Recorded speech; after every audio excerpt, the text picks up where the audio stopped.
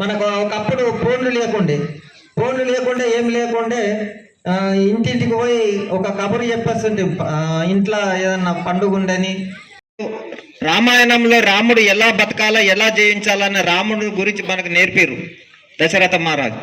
మరి మహాభారతంలో శ్రీకృష్ణుడు ఏ విధంగా పాత్ర పోషించిండు, ధర్మం ఎక్కడ పోయినా ధర్మమే గెలిచింది. కాబట్టి ఆ ధర్మం ప్రకారం మనం ఈ అధర్మం బాగా ఎక్కువైపోతుంది, మోసాలు ఎక్కువైపోతున్నాయి. మరి ఇప్పటిదాకా పాడిండు చిన్న పిల్లలను కూడా పసిపాపలను చూడకుండా కామాంధులు మరి చెడిపేస్తున్నారు. ఏదో ఒక రకంగా చాక్లెట్ బిస్కెట్ రూపంలో పిల్లలకు తీసుకుపోయి బాగా జరుగుతున్నాయి ఇటువంటి నేరాలు. కాబట్టి ఆడపిల్లల గురించి కూడా మంచి ఒక షీ టీమ్ ఉన్నది. ఆ షీ టీము మఫ్టీ డ్రెస్సులనే ఉంటారు, మా పోలీసు వాళ్ళే ఉంటారు ఒక భాగము. కాబట్టి మీరు ఆ షీ టీం వాళ్ళు ఎటువంటి ఆడపిల్లల గురించి మన ఎక్కడైనా బస్ స్టాండ్లో కానీ రైల్వే స్టేషన్లో కానీ ఎక్కడైనా కానీ ఇచ్చేస్తుంటే ఆ షీ టీము ఇమీడియట్లీ ఆ షీ టీం నంబర్ ఇస్తాం మీకు. ఒకవేళ ఫోన్ చేస్తే ఇమీడియట్లీ వచ్చి వాళ్ళు అలాని అరెస్ట్ చేసి తీసుకెళ్ళి కౌన్సిలింగ్ ఇచ్చి ఇచ్చేస్తుంటారు.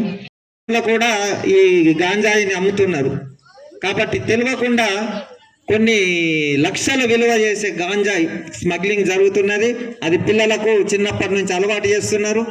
మరి ఆ గాంజాయి తాగిన మత్తులు కూడా చెయ్యని నేరాలు ఎన్నో చేస్తా రేంజ్లోనే ఉంటారు. మరి ఈ గాంజాయి తాగితే రోకులో ఉండడు. మన ఇంట్లో కూడా లక్ష్మీ కినాల్ నుంచి మనం ఈ కట్ట వరకు వెళ్ళే టైంలో మన విలేజ్ వాళ్ళు లేరు, వేరే అదర్స్ విలేజ్ వాళ్ళు వచ్చి అక్కడ బైక్ల మీద వచ్చేసి ఆ సిగరెట్లు తాగడము, గంజాయి లేదు కానీ చెప్పలేము కదా, ఎవరికి లేకుండా ఉంది. మమ్మల్ని చూడంగానే పారిపోతున్నారు. మీరు ఇక పొలం పనులకు అటు ఇటు వెళ్ళినప్పుడు కొంచెం మీరు కూడా వాళ్ళు చూడంగానే మీరు ఏదో ఇట్లా ఫోన్ చేసి పోలీసుకు చేస్తున్నారు, ఇట్లా ఫోన్ చేసిరంటే వాళ్ళు వెళ్ళిపోతారు. అది ఏమవుతుందంటే వేరే విలేజ్ వాళ్ళకి మీ ఊరు ఇది అడ్డా అవుతుంది. అది కొద్దిగా దృష్టిలో పెట్టుకోర్రి. పొలం పనులకు అటు పోయినప్పుడు బట్టి వాళ్ళు కనబడితే బట్టి ఏమి ఎటొచ్చారు, ఎందుకని మా దగ్గరికి ఎందుకు వచ్చిర్రు అని చెప్పేసి అట్లా అతులో ఉంటారు. వాళ్ళ రోగంతా వేరే ఉంటుంది. మన ఊరు విలేజ్ అమ్మాయిలు అటు చెరువుకో పొలంకో వెళ్ళేటప్పుడు వాళ్ళు ఏదన్నా చేయొచ్చు అనేది మా డౌటు. కాబట్టి అక్కడ ఉన్న వాళ్ళని ఎట్టి పరిస్థితుల్లో చెట్ల దగ్గర కనబడతారు. మేము కార్లో వెళ్ళిపోతే పారిపోతారు. మేము లేనప్పుడు మీరుంటే పారిపోరు. కానీ మీరు ఏం చేయాలంటే ఫోన్ చేసినా కానీ పోలీసు వాళ్ళకు ఏదో కాల్ చేస్తున్నామనేసరికి చూసి వాళ్ళు వెళ్ళిపోతారని చెప్పేసి అదొకటి హెల్ప్ చేయండి. Thank you. కార్యక్రమం ఇక్కడ పెట్టినాం. ఈ కార్యక్రమం మీ అందరికి తెలుసు. ముఖ్యంగా ఈ సమాజంలో జరుగుతున్నటువంటి ఎక్కువ మట్టు కూడా రోడ్డు ప్రమాదాలు తగ్గుముఖం పట్టాలన్న ఉద్దేశంతో సైబర్ నేరగాళ్ళు ఎక్కువ అయిపోయారు. కాబట్టి మీరు అందరూ కూడా జాగ్రత్తగా ఉండాలా. ఓటీపీలు కానీ లింకులు కానీ యాప్లు కానీ ఏపీకే ఫైళ్ళు కానీ అలాంటి ఏమన్నా వస్తే మీరు జాగ్రత్తగా ఉండాలని, అలానే దీంతోపాటు ప్రతి గ్రామంలో సీసీ కెమెరాల ఏర్పాటు గురించి, 100 డైల్ మిస్యూజ్ ఎలా చేస్తున్నారు వాటి గురించి కానీ, అలాగే డ్రంక్ అండ్ డ్రైవ్ ఎక్కువ మట్టు కూడా తాగి వాహనాలు నడపడం వల్ల ఎలాంటి ఇన్సిడెంట్ జరుగుతాయనేది వాటి గురించి కానీ, ఇక దీంతోపాటు ముఖ్యంగా షీ టీమ్స్ గురించి. మన గ్రామంలో ఎంతోమంది మహిళలు ఉంటారు. ఎక్కడ బస్ స్టాప్లలో కానీ కాలేజీకి పోయేటప్పుడు కానీ ఎవరైనా ఆకతాయిలు వేధిస్తే వాళ్ళకు కూడా కౌన్సిలింగ్తో పాటు తర్వాత అలా పైన కూడా కేసులు వేయడం జరుగుతుంది. అలాగే కల్తీ కళ్ళు, మీ అందరూ తెలుసు కల్తీ కళ్ళు గురించి, అలాగే గంజాయి కానీ మాదక ద్రవ్యాలను ఎలా నిర్మూలించుకోవాలి. మరి ఏమైతుంది ఏం కాదు, చాలామంది అనుకుంటున్నారు గంజాయి మన గ్రామంలో ఎక్కువ ఉంది, లేకుంటే పలానా కాలువ కాడ కానీ చెట్టు కాడ కానీ రాత్రి 8 కాగానే ఓలోలు తిరుగుతున్నారు మన గ్రామంలో. తెల్లందాక ఓలోలు ఏ బండ్లు వస్తున్నాయి అది తెలియాలంటే మన గ్రామంలో సీసీ కెమెరాలు ఉంటే మనం గుర్తుపట్టవచ్చు. మరి ఏమైతే సార్ ఆయన అంటాడు, ఏమైతే అంటే సార్ నేను ఎందుకు చెప్తా సార్ అని చాలామంది అనుకుంటున్నారు. నువ్వు చెప్పకపోతే ఏం కాదు, ఏమైతే అంటే ఒకరోజు చుట్టూరుగా తిరిగి సాప కింద నీరులా నీ ఇంటికి కూడా వస్తుంది. మన పిల్లగాడు గంజాయి పడుతున్నా అంటే పక్కింటి వాళ్ళకి తెలుస్తున్నది, మనకు తెలుస్తలేదు. మనం అనుకుంటే మా కొడుకు మంచోడే అని అనుకుంటున్నావు. నీ కొడుకు నీ ఇంట్లో మంచిగానే ఉంటాడు, కానీ గడప దాటంగానే ఊరు దాటంగానే కొత్త అవతారం ఎత్తుతున్నాడు. మీరు ఒక్కసారి ఆలోచన చేయాలి. తల్లిదండ్రులు మీ యొక్క పనులలో ఎప్పుడు బిజీ ఉంటున్నారు. ఇవాళ రేపు అందరూ కూడా చాలా బిజీ ఉంటున్నారు. పిల్లగాళ్ళు మంచోడే అంటే ఏమైపోతుందంటే సడన్లీ ఏదో ఒక గంజాయి కేసులో కానీ ఇలా తప్పుదారి పడుతున్నారు. కాబట్టి మీరు అందరు కూడా జాగ్రత్తగా ఉండాలా. నిజామాబాద్ జిల్లాలో దాదాపుగా 5,80,000 చిల్లర వరకు వెహికల్ ఉన్నాయి.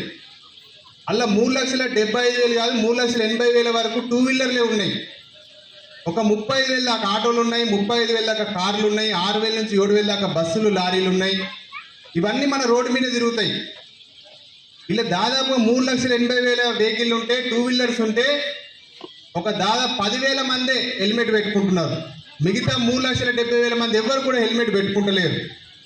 ఒకైనా అడిగిన నేను కూడా ఇట్లనే సివిల్ డ్రెస్లో పోయి, అన్న బండి మీద పోతున్నాడు, బండికి హెల్మెట్ ఉన్నది, అద్దంకున్నది, ఆపి అన్న బండి మీద పోతున్నావు కదా హెల్మెట్ పెట్టుకో అంటే ఏమంటున్నాడు, కిందికి వెళ్ళి మీది చూస్తున్నాడు నన్ను. నిజంగానే అన్న హెల్మెట్ పెట్టుకోండి, నాకు చెప్తున్నావు అనబట్టే. అది కాదే అన్న ఇయ్యాలి రేపు, రే నాకేం కాదు, నేను పొద్దుగల నల్లూరులో రికార్డులు పడగానే లేస్తా, అలా హోటల్ కాడ ఒకటే షాయి తాగుతా, ఓడి రాయిపియా, టిఫిన్ తింటా, నేను గట్టిగా ఉన్నా, రాయిందంటే రాయగలుగుతుంది, నేను తొడగొడతా, మీసం ఉన్నది, నాకు ఇంత జ్వరమే రాలేదు, గోలేసుకోలేను, ఇంజక్షన్ ఇప్పించుకోలేను, కరోనా రాలేదు, నాకు యాక్సిడెంట్ అవుతుందా అనబట్టే. అన్న అది కాదే ఇయ్యాలి రేపు ఇంట్లోకి వెళ్ళి బయటకు వెళ్ళినోడు మళ్ళీ ఇంటి దాకా పోతలేవంటే అంటే నా సాగు కోరుకుంటున్నావు నువ్వు అనబట్టే.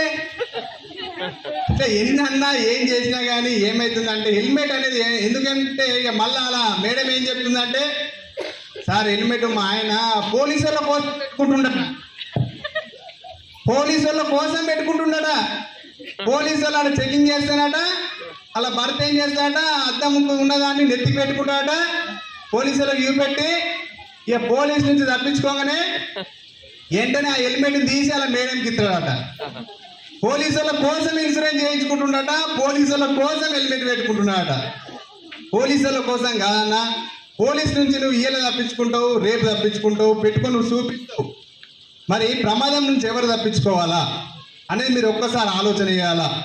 మీరు నల్లూరు గ్రామస్తులు ఎంత జాగ్రత్త ఉండాలంటే అంత జాగ్రత్త ఉండాలి. ఎందుకంటే మనకు హైవే దగ్గర ఉన్నది, ఎన్నో ప్రమాదాలు చూసిరు, మీరు కళ్ళకు కట్టినట్టు చూసిరు. ఇక్కడ మన ముఫ్కాలకు కానీ ఒక పిల్లగాడు పోయిన ఏడాది అనుకుంటా వినాయక చవితిలో అయిపోయింది, 3 పిల్లగాళ్ళు బండ్ల మీద ఇదే మన పెట్రోల్ బంక్లకు వెళ్ళి, ఆ పిల్లగాడు ముఫ్కాలు అనుకుంటా degree first year second year అనుకుంటా ఆ పిల్లగాడు, ఈయనే మన పెట్రోల్ బంక్లకు వెళ్ళి మళ్ళా ముఫ్కాలకు పోగానే డైరెక్ట్గా ఇక తాగిన మత్తుల్లో ఏళ్ళనో డైరెక్ట్గా వెనుకకు లారీకి గుద్దితే ఇద్దరు అనుకున్న ఆ పిల్లగాడు ఫ్రంట్గా బండి నడిపించే పిల్లగాడు ఆల్రెడీ చచ్చిపోయి, ఇంక 2 పిల్లగాళ్ళు హాస్పిటల్ ఉన్నారు.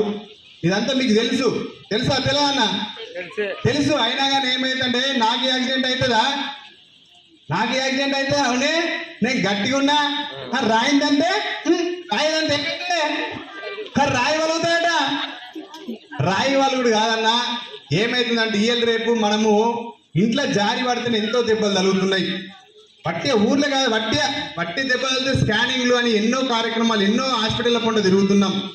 మనం పోతుంది 60 స్పీడ్తో కాదు, 70, 80, ఇంకా హైవే పంట మీరు చూడరు ఒక్కొక్కరు 80, 90, 100 స్పీడ్తో పోతున్నారు.